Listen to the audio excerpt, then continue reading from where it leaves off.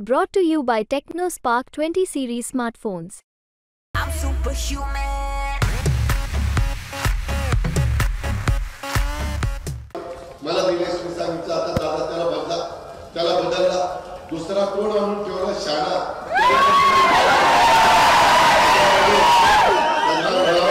हे किती झाकून ठेवण्याचा प्रयत्न केला तरी हे झाकलं जाणार नाही। या संदर्भामध्ये मार्केट कमिटीमध्ये कुणी जर चुका केलेल्या असतील माझ्या पारनेरच्या शेतकऱ्यांच्या मालकीची ती मार्केट कमिटी आहे, कुणाच्या बापाच्या घरची मार्केट त्याची इन्क्वायरी कारण नसताना कुणाला त्रास दिला जाणार नाही। परंतु कुणी जर त्याची डुबाडूब केली असेल तिथं पैसा खाल्ला असेल तर अशांना चक्की पिसिंग ठेवणार नाही, इन्क्वायरी केली जाईल। दूध का दूध पाणी का पाणी, चुकीचं असेल तर शासन, चुकीचं नसेल तर तुम्हाला मोकळी, ही आपली कामाची भूमिका। मित्रांनो एमआयडीसी काय चाललंय आज एमआयडीसी मध्ये त्याच्या संदर्भामध्ये मला इथं सांगण्यात आलं की दादा एमआयडीसी मध्ये बाहेरची लोक आणली कारण राज्यातली काय माझ्या पालनेरची लोक काही नव्हती, माझ्या इथली मुलं काही नव्हती, त्यांना काम नको होतं, तुम्ही बाहेरची लोक आणता 800 रुपये रोजगार म्हणून त्यांच्याकडनं सह्या देता आणि त्यांच्या हातावर 400 रुपये त्या ठिकाणी टेकवता। अरे हरामखोरांनो कुठं फेडा देता, त्या गरीबाच्या कष्टाचा पैसा हा तुम्हाला मला अशा पद्धतीनं पचनी पडणार नाही, त्याच्यामध्ये यांचं वाटोळं होईल, बस वाटोळं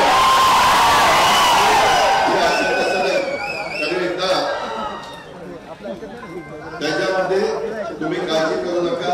आम्ही अनेक उद्योगपतींना सांगितलं, माझेही उद्योगपती अमित शहाची माझी ओळख आहे, त्याच्यामध्ये नरेंद्र मोदी साहेबांची ओळख आहे, अनेक उद्योगपतींची अडाणी असतील, अंबानी असतील, टाटा बिर्ला असतील, सगळ्यांची आमच्याही ओळखी झाली। आम्ही आमच्या ओळखीचा वापर ज्या भागामध्ये कारखानदारी येणं गरजेचं आहे आणि माझ्या तिथल्या तरुण तरुणींच्या हाताला काम मिळणं आणि त्यांच्या रोजीरोटीचा प्रश्न सोडवणं आणि त्यांचा प्रपंच चांगला मार्गी लागला।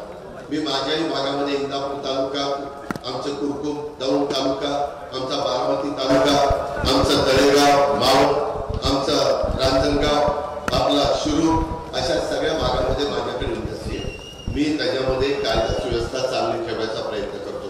पुढे जर दादागिरी गुंडगिरी केली तर मी त्यांचा ऐकत नाही, तो माझ्या जवळचा आहे तर तो माझ्या लांबचा आहे, अशा पद्धतीचा भेदभाव मी त्या ठिकाणी करत नाही, कारण कारखानदारी टिकली पाहिजे, कारखानदारीचं नुकसान होता कामा नये, आपल्या मुलांचा मुलींचा रोजगार हा त्या ठिकाणी बुडता कामा नये, ही माझी भूमिका। मी आता काहींना म्हणतो चला आम्ही तिथं एमआयडीसी वाढवतो, जागा घेतो, आपल्याला नगर जिल्ह्यात पारनेर तालुक्यात सुद्धाच्या परिसरामध्ये जायचं। उद्योगपती म्हणतात अजिबात नाही दादा, तिथं आम्हाला एवढा त्रास आहे की काही न सांगितलेलं बरं, वाळू आमच्याकडनंच घ्या, कडी त्याच्याकडनंच घ्या, खोदायचं काम आमच्यालाच द्या, म्हणजे एवढं आम्ही तट्टूपणाची भूमिका असते, एवढी दमदाटी चाललेली आहे की आम्ही अक्षरशः वैतागलेलो। मित्रांनो आपल्या शिवशाहू फुले आंबेडकरांच्या महाराष्ट्रामध्ये जर कारखानदारी उद्योगधंदे वाढीला लागणार असतील, लावायचे असतील, कालच रात्री मी आणि उदय सामंत त्याच्याकडे उद्योग खात आहे, आम्ही बरोबर होतो सभेला, माझी त्याच्याशी पण चर्चा झाली, कारण काही भागामध्ये आमच्या कर्जतला एमआयडीसी आणायची, बोरला एमआयडीसी आणायची, तर त्या पद्धतीने तिथल्या जमिनी अक्वायर करायचा आमचा प्रयत्न, तशा पद्धतीनं आपल्या इथं उद्योगपती येत नाही, त्यामुळे त्याचा फटका इथल्या तरुण पिढीला बसणार आहे।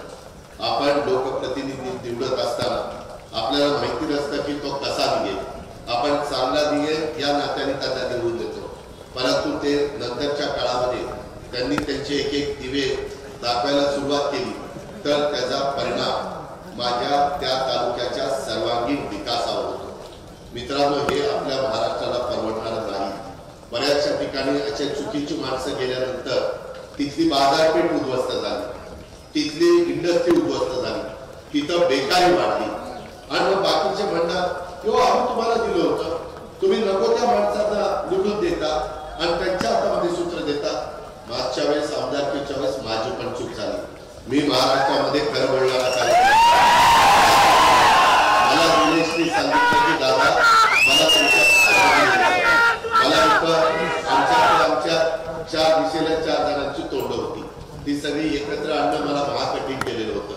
मी त्याच्या आधी सुजितला तिकीट दिलं, परंतु ती पडला. त्यावेळेस नंतरच्या काळामध्ये मला वाटतं वैभव नाईक, संग्राम आणि राहुल जगताप हे तिघं मी विधानसभेला निवडून आणले. मागच्या मी विचार करत होतो, शेवटी मी पण राजकारणी माणूस आहे, पण मी विकासाचा ध्यास घेतलेला माणूस आहे, मी कामाचा माणूस आहे. आणि मला काही तुमच्यासारखी इथं बसणाऱ्या अनेकांनी मला सांगितलं, दादा निलेशला द्या, दादा निलेशला द्या. तुमच्यातले अनेक जण तेव्हा आलेले होते आणि तुमच्या प्रेमाखातर, तुमच्या आग्रहाखातर मी उमेदवारी दिली. तुम्हाला वाटलं नव्हतं की बाबा नंतर असे दिवे लावेल आणि निवडून आणला. प्रचंड मताने तुम्ही निवडून आणला. गडी दिसायला दिसतो बारका असा काठी, परंतु लय पोचलेला आहे. मी त्याला विकास कामाच्या करता निधी द्यायचो, सगळं काही करायचो. मला वाटायचं, मला एक दिवस घरी घेऊन गेला, किती साधं घर आहे, कसे माझे आई वडील आहे, कसा माझा प्रपंच आहे, अमुक अमुक सगळं मला काही दाखवत. मला नाही वाटलं की बाबा ठीक आहे काम करतोय, परंतु नंतर एक त्याची लक्षणं जेव्हा कळायला लागली की या त्याला उमेदवारी दिल्यानंतर, आमदार झाल्यानंतर इकडं लोकांना दमदाटी करायची, कार्यकर्त्यांना. आता तिथं आपले जे काही उमेदवार आहेत, सुजय विखे पाटील ते महायुतीचे उमेदवार आहेत, मग महाविकास आघाडीचे उमेदवार हे आपल्या म्हणजे आमच्या कार्यकर्त्यांना जाहीर धमक्या देतात. त्याच्यानंतर निवडणुका होऊ द्या, यांच्याकडे बघतो असं वारंवार कार्यकर्त्यांना धमकवतात. त्याच्यावर काही कार्यकर्ते घाबरतात, अधिकाऱ्यांना देखील जाहीर धमक्या देतात. अधिकाऱ्यांना वाटत असेल किंवा सत्ताधारी पक्षाचा आमदार आहे, कुठे एकदा नादी लागा, जर आपली भरती झाली, कुठं आपल्याला गडचिरोली दाखवलं तर आपलं सगळं नुकसान. त्याच्यावर त्या विचारांनी सहन केलं. अरे कलेक्टर लोकांना आज देखील आम्ही उपमुख्यमंत्री आहोत, आज देखील कलेक्टरांना रिस्पेक्ट द्यायचा असतो. अहो कलेक्टर वगैरे बोलायचं असतं. इतर पाट्या एक कलेक्टर एक नाही, पोलीस अधिकाऱ्यांना मी तुमचा बाप येतोय, अशा प्रकारच्या धमक्या. अरे निलेश बेटा, शिकतोय त्या शाळेचा व्यवस्था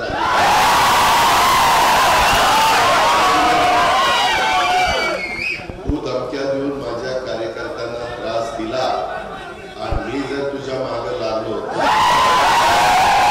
आमच्या ग्रामीण भागात म्हणतात कड जीवाचा कड, असा तुला सतत अजित पवारच गोळा सोडतो. नादी लागू नको, माझ्या नादी लागले त्याचा पुरता बंदोबस्त केलेला पत्ती आहे.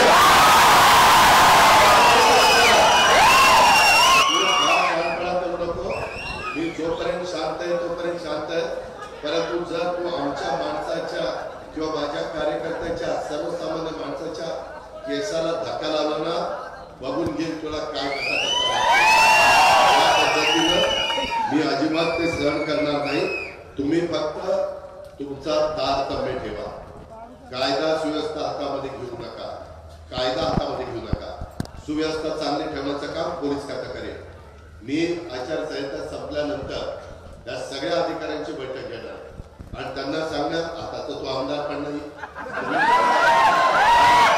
तुम्ही जसं कॉमन मॅन आहे तशा पद्धतीने तो कॉमन मॅन आहे. त्याच्यामुळं त्याची आरेरावी अधिकाऱ्यांनी सहन करण्याचं कारण नाही, जिल्हाधिकाऱ्यांनी सहन करण्याचं कारण नाही, इतर देखील लोकांनी, कार्यकर्त्यांनी पण ते सहन करू नका. आरेला कार्य करायला शिकलं पाहिजे. आपण होऊन कुणाला त्रास द्यायचा नाही. कुणी अंगावर आलं तर शिंगावर घ्यायला देखील घाबरायचं आपल्याला काही चालणार. आपण युगपुरुष छत्रपती शिवाजी महाराजांचे मावळे आहोत. त्यांनी आपल्याला आदर्श दिलेला आहे. आपल्याला काम करताना शिवशास्त्री आंबेडकरांची विचारधारा घेऊन 18 पगड जाती 12 बलुतेदारात आपल्याला न्याय द्यायचा आहे. आपल्याला नाहक त्रास कुणाला द्यायचा नाही. परंतु आता 2च दिवस राहिले मित्रांनो. हा तुमचा उत्साह आहे तो माझ्या 13 तारखेला संध्याकाळी 6ला मशीन सील होईपर्यंत टिकला पाहिजे. प्रत्येक केंद्रावर आपले जीवाभावाचे सहकारी असले पाहिजे.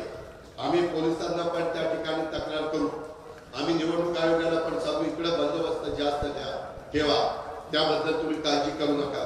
पाण्याच्या प्रश्नाच्या संदर्भामध्ये जे काही पारनेर शहरामुळे धरणातलं पाणी पुरवठा योजना प्रस्तावित आहे त्याच्या मान्यतेच्या करता मी देवेंद्रजी, एकनाथराव, राधाकृष्ण विखे पाटील आम्ही कुठं कमी पडणार नाही. पारनेर त्याच्यामध्ये कानूर पठार या ठिकाणी 2004 साली आपण 2 TMC पाणी कुकडीच्या कॅनलमधनं लिफ्ट करून देण्याच्या बद्दलचं पाझर तलाव भरून देण्याच्या संदर्भात सर्वेक्षण झालं होतं, परंतु त्याच्यानंतर काही निमित्तानं ते काम थांबलेलं आहे. मित्रांनो, त्याच्याही संदर्भामध्ये आता सर्वेक्षण करण्याच्या सूचना जलसंपदा मंत्री देवेंद्रजींनी दिलेल्या आहे. मी त्यांना जो काही सर्वेक्षणाला निधी लागेल तो त्या ठिकाणी देईल, त्याबद्दल आपण काळजी करू नका. काल मी जुन्नरला जी सभा केली ती सभा करत असताना माझ्या डिंबे धरणाला जो बोगदा काढायचा आहे त्याच्यातनं माझ्या पारनेर तालुक्यात, माझ्या नगर जिल्ह्यात, माझ्या सोलापूर जिल्ह्यात काही तालुक्यामध्ये गैरसमज पसरून देत आहेत. मित्रांनो, त्यांचं पाणी त्यांना राहील, तुमचं हक्काचं पाणी तुम्हाला मिळेल, त्यामध्ये कुठलाही भेदभाव हा माझ्याकडनं त्या ठिकाणी केला जाणार नाही. मला फक्त पारनेरच्या विधानसभेच्या निवडणुकीच्या निमित्तानं तुम्हाला मतं मागायला यायचं नाही. लोकसभेची निवडणूक झाल्यानंतर विधानसभा, इतर निवडणुका आपल्याला कामधंद्याच्या निमित्तानं एकमेकाला भेटायचंय, विकास कामाच्या करता एकमेकाला भेटायचंय. आपले केंद्रातले अडलेले प्रश्न, केंद्राचा मोठ्या प्रमाणात निधी आपल्या या अहिल्यानगर लोकसभा मतदारसंघामध्ये आणण्याच्या करता सुजयला दुसऱ्यांदा तिथं पाठवण्याची गरज आहे. सुजय अतिशय हुशार आहे, सुजयला कामाची जाण आहे. सुजय तिथं गेल्यानंतर आपली बाजू पार्लमेंट मध्ये अतिशय चांगल्या पद्धतीनं मांडेल. यांनी 4-4.5 वर्ष सभागृहात काय प्रकार केलेले ते मला माहिती आहे. झाकली सभा लाखाची, त्याच्यामुळे त्याचा पंचनामा करण्याचं काम मी या निमित्तानं करणार नाही. पण पारनेरकरांनी, मतदार बंधू भगिनींनी मला हेही कळलेलं आहे, इथले डॉक्टर, इथले वकील, इथले जे काही व्यवसायधारक आहे त्यांना फोन जातात, ह्याचं बिल त्याला फुकट दे, ह्याचे पैसे घेऊ नको. अरे काय तुझ्या काकाच्या घरचं आहे? जर सवलती माझ्या गरीबाला द्याव्या लागतात ना, हे मलाही कळतं ना, परंतु सवलती देत असताना त्या सवलतीमध्ये कधी कधी आम्ही त्यांचं आमचे इंटरेस्ट असतात त्याच्यात त्यांना अनुदान देतो किंवा त्याच्यात त्यांना मदत करतो. त्या पद्धतीनं आपल्याला मदत करता येते. परंतु मी डॉक्टरला सांगितलं तू बिल घेऊ नको, त्या डॉक्टरचा दवाखाना कसा चालेल? एक सांगता येईल की डॉक्टर जरा बिल नियमाप्रमाणे घ्या, तो गरीब आहे, त्याला फार त्रास देऊ नका, वरचे पैसे आम्ही वर्गणी करून भरतो याची जाणीव ठेवा, इथपर्यंत ठीक आहे. परंतु तुम्ही जर इथल्या व्यवसायधारकांना दमदाटी करायला लागला तर मित्रांनो हे फार काळ टिकत नसतं. 4-1 वर्षात, 4.5 वर्षात हे सगळं, आता फुगा होता तो फुटला आहे. आता सगळं वस्तुस्थिती पुढे आलेली आहे. पारनेरकरांनो, तुम्ही उद्याच्याला मतदान केंद्रावर जा, त्यावेळेस अतिशय व्यवस्थितपणे आपण त्या ठिकाणी मतदान करा. कमळाच्या शेजारचं बटन दाबण्याचं काम, कमळाच्या समोरचं बटन दाबण्याचं काम करा. देसवडे म्हणून या छोट्या गावात ग्रामपंचायतीचा अविश्वास ठरवायच्या वेळी आमदाराचा लोगो असलेल्या गाड्यांच्या मधनं 200 सराई कुंड पाठवून दहशत करण्याचा प्रयत्न केला होता. मात्र गावकऱ्यांनी त्या आमदाराच्या गुंडांना सगळ्यांना पिटाळून लावलं. अशा पद्धतीनं एकी तुम्हाला दाखवावी लागेल. तुम्ही पण घाबरू नका, तुम्ही एकटे नाहीये, आम्ही तुमच्या पाठीशी आहे. विखे पाटील तुमच्या पाठीशी आहे, सुजय तुमच्या पाठीशी आहे. तुम्ही अजिबात घाबरू नका. आम्ही एवढेच नाही, महायुती तुमच्या पाठीशी आहे. तुम्ही एकट्या असं अजिबात समजू नका. परंतु येणाऱ्या लोकसभेच्या निवडणुकीच्या निमित्तानं या निलेशचा बंदोबस्त करायचा म्हणजे करायचा, त्याच्यामध्ये मागे पुढे त्या ठिकाणी पाहायचं नाही. हा उत्साह हा 6 वाजेपर्यंत 13 तारखेला टिकला पाहिजे. अजूनही कोण थोडस दहशत खाली असेल, दबावाखाली असेल, प्रेशर खाली असेल तर त्यालाही सांगा. आज अजित पवार आला होता, त्याने असं सांगितलेलं आहे, तो आपल्या पाठीशी उभा राहणार आहे. तुम्ही एकटे समजू नका, तुम्हाला तो वाऱ्यावर सुटणार नाही, तो शब्दाचा पक्का आहे असं माझ्या वतीनं त्यांना सांगा. आणि तो सांगावा दिल्यानंतर त्यांनाही जरा आधार वाटेल. शेवटी आपणच आपल्या माणसाला आधार द्यायचा असतो आणि त्याला एक पुढे जाण्याचा एक प्रोत्साहन द्यायचं असतं. तशा पद्धतीचं प्रोत्साहन आपण या बाबतीमध्ये देण्याच्या करता निश्चितपणे यशस्वी होऊ. विकास कामाच्या करता देखील उद्याच्या काळामध्ये 25-15 असेल, जिल्हा परिषद असेल, डीपीडीसी असेल किंवा कुठलाही निधी असेल तर तो निधी देण्याच्या करता एकनाथराव शिंदे, देवेंद्रजी, मी, राधाकृष्ण विखे पाटील आम्ही सगळेजण त्या बाबतीमध्ये तुम्हाला मदत करू. तुम्ही असं समजू नका आता आपल्या आमदारांनी राजीनामा दिला, आता कोण आपल्याला वाली आहे. शेवटी पालकमंत्र्यांना यंदा चांगल्या प्रकारे डीपीडीसीला निधी दिला. पालकमंत्री महोदय प्रचाराच्या निमित्तानं फिरत असताना साधारण जीवाभावाचे कार्यकर्ते कोण आहे, कोण नुसतंच पुढं पुढं करत आहे, कोण आपले दरवाजे उघडत आहे, दिवसा इकडं रात्री तिकडं, ज्यांचे धंदे चाललेले असतील त्यांना ओळखा. ते काय आपल्याला अवघड नाही, परंतु जे दिवसाही आपलं काम करतायत, रात्री पण कमळाचंच काम करतायत आणि सुजयला निवडून आणण्याच्या करता जीवाचं रान करतायत, अशा लोकांना ताकद देण्याच्या करता आमची महायुती ही निश्चितपणे तुम्हाला मदत करेल. त्याबद्दलची ग्वाही मी आपल्याला सगळ्यांना या निवडणुकीच्या निमित्तानं. मित्रांनो, जे गुंड लोक आहेत त्या गुंडांच्याही बद्दलचा बंदोबस्त, त्याच्या संदर्भामध्ये त्यांना मोका लावायचा, तडीपार करायचं का आणखीन काय करायचं, त्यांच्या चुका असतील, ज्यांच्या कुणाच्या चुका असतील त्यांच्याबद्दलची योग्य ती कारवाई पोलीस खातं त्याबद्दलचं करेल. त्याबद्दल आपण कुणी शंका मनामध्ये अजिबात आणण्याचं कारण नाही. बाबांनो, याच्यामध्ये जी काही फसवाफसवी चालली आणि वेगवेगळ्या पद्धतीनं महसूल विभागाच्या मार्फत ऑनलाईन वाळू देखील तुम्हाला देण्याच्या करता इथं अवैध वाळू उपसामुळं गाव पातळीवर गुंडगिरी वाढलेली आहे, हे पण आपल्याला माहिती आहे. वाळूचा साठा करून तोंडाला येईल ती किंमत त्या ठिकाणी बांधकाम व्यावसायिकाला द्यावी लागते. त्याच्यामध्ये या सगळ्या गोष्टी आम्हाला या अलीकडच्या काळामध्ये समजलेल्या आहेत आणि त्याच्यामुळे माझी तुम्हाला विनंती आहे की तुम्ही काही काळजी करू नका. तुमचे विकासाचे प्रश्न सोडवण्याच्या करता, तुमच्या अडीअडचणीमधनं मार्ग काढण्याच्या करता आचारसंहिता संपल्यानंतर आपण एकत्र एक बैठक घेऊ. ती नगरला घ्यायची का पारजेलला घ्यायची का मुंबईला घ्यायची ती आपण ठरवू आणि त्या पद्धतीनं अधिकारी हजर ठेवले जातील आणि तुमचे प्रश्न निकाली लावले जातील, त्याच्यात मार्ग काढला जाईल. परंतु तुमच्या पवित्र मतामध्ये याचा मात्र बंदोबस्त करायचा तुमच्या हातामध्ये, तो बंदोबस्त करण्याचा करता आणि पुढं त्याला महाराष्ट्राला दाखवून द्या की बाबा हे तेवढ्या पुरता फुगा होता, ह्याच्यामध्ये फार काही नव्हतं. मला मध्ये नगराध्यक्ष विजय आवटी पण घेऊन भेटले, म्हणलं इतके दिवस का गप्प बसला होता, मागच आला असता तर मागच बंदोबस्त केला असता. बाबा मला वाटलं आज सुधारण, उद्या सुधारण, परवा सुधारण, आमचाच गडी होता म्हणून आम्ही थोडस थांबलो, परंतु गडी पुरता वाया गेला. आता त्यामुळं आता त्याला घरी पाठवण्याशिवाय पर्याय राहिलेला नाही.